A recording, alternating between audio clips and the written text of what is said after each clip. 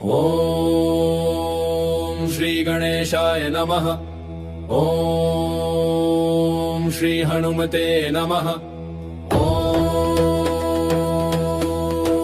पंचमुखी हनुमते नमः।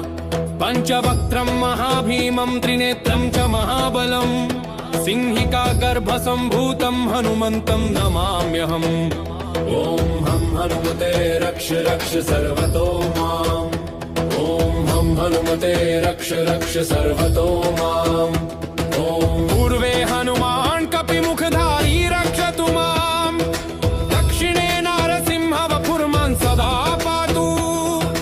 पश्चिमे गरुडरूपवान् रक्षतु। उत्तरदिशि वराहरूप सदा रक्षतु माम्। पूर्वे हयग्रीव विग्रह पातु मे शिरः।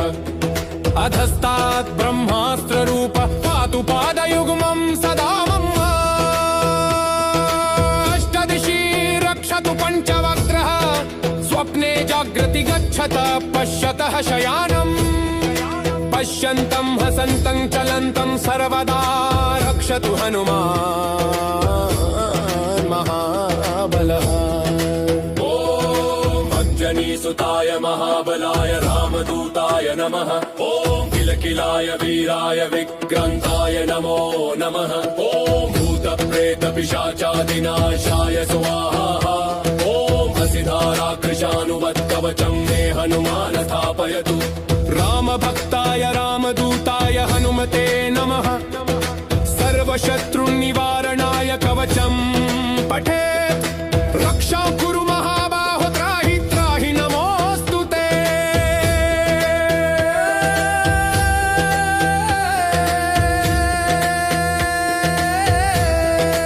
ओम हनुमते नमः।